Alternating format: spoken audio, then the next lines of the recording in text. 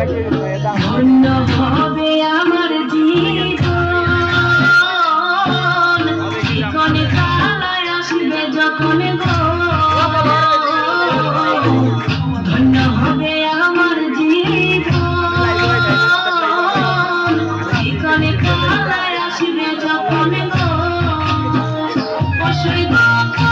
হবে মনের আশা,